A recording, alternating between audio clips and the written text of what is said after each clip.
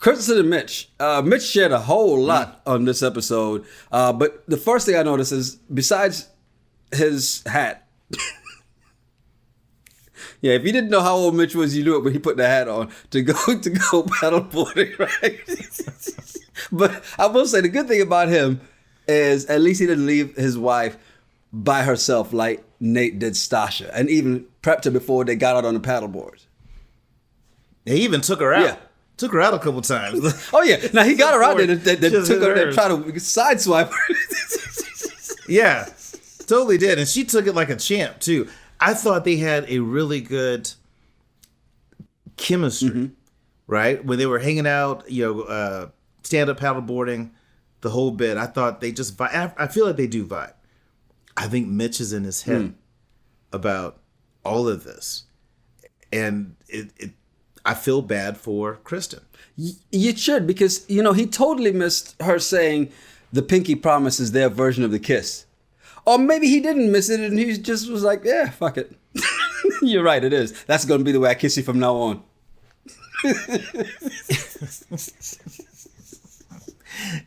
I think he's in his own head because Kristen's attractive.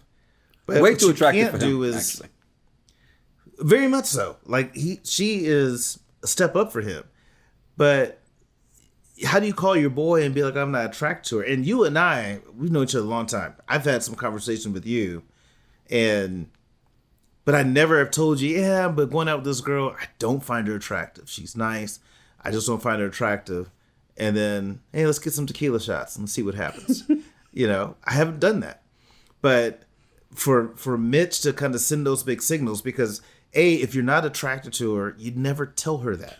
Like, why would you have told her that? Okay, so that was my question, because think about it. She went to dinner with expectations of a little affection, hand holding, maybe some kisses, whatever. And Mitch was pinky swearing the whole way and telling her that she's unattractive. And my thing is, and I guess you already answered it, because I actually wrote a note. How would you handle a situation if you're just not physically attracted to her after you've already said I do?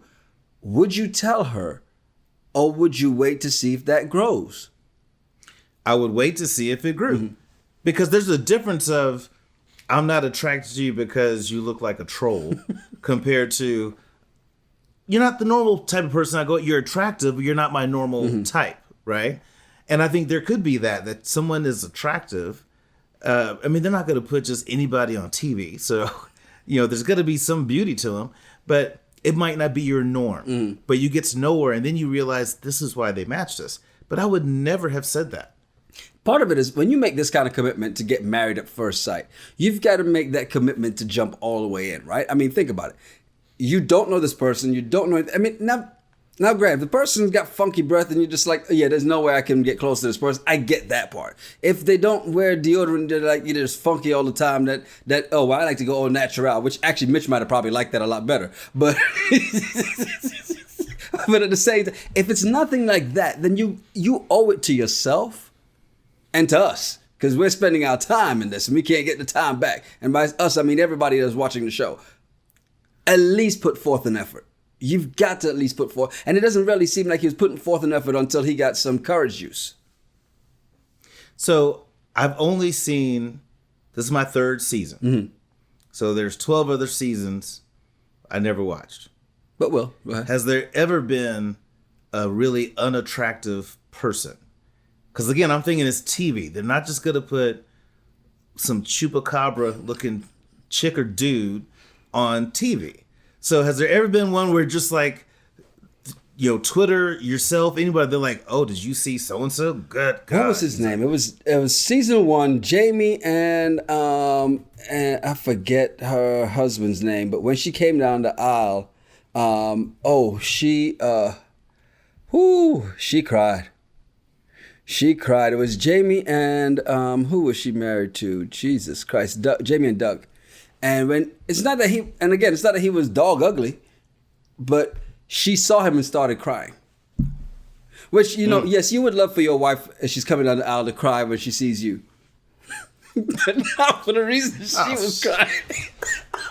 That was her. I swear, you just got to go look at... Do like Cuba Gooding Jr. and Boys in the Hood? I mean, she cried before the wedding. She cried after the wedding. If it's one thing you owe yourself to see is that. But this is the couple that actually later on she found him attractive, and they stayed together, right? They're married with 3 kids now, so three or 4 kids or something like that now. I mean, they're still going strong. So they're the number one success story from this, especially from the way it started. So this could turn around, as you saw it did in this episode, after some tequila shots. But tequila has that magic power, man. Yeah, but you can't send mixed signals like that to somebody. You can't say, I'm not attracted to you during the day. And then now you had a couple tequila shots. You're like, what's up? Yeah. And I like the fact that she called him out on it and said, had you not, it was cool, but had you not told me that earlier, we probably would have done it. Because she was ready. She was down. She wanted this. But after you tell her that, I'm actually surprised she even allowed that to happen. I am so surprised she allowed that to happen. She had some tequila too. Well, that's true. She got a little moist and decided that she... Get a little. You need Mitch in your life, and you need some Mitch, and you need some Mitch. Oh, the night of tequila. Right. So tequila could have had that effect on her, but I do like the fact that she called him out on that, and the fact that she said, "Hey, if we get to decision day, and we've not had sex, we've not had this, I'm gonna definitely say no." So good for her, for having that conversation. But I still think he threw her head for a loop. Mm-hmm. Oh yeah, he definitely did. And he should be thanking his lucky stars, and hopefully maybe this is the turnaround for them, because you know what, they could turn out to be the best couple out of it all just because they get through this little phase and then move on, right? Because at any point in time, you may find something about somebody that's not there, then all of a sudden you get past. Again, you said it was probably him fighting himself. Get past that block, it's on to the next thing. I think you could be right. Because the other thing I just thought of just now when you said that is they had a really tough conversation. Their conversation isn't, what's your views on finances? What's your political views? The conversation was, hey, look, you're a really awesome person. Not attracted to you. Basically, like, I know you're feeling it. I'm not there yet. Hey, you want some more nachos?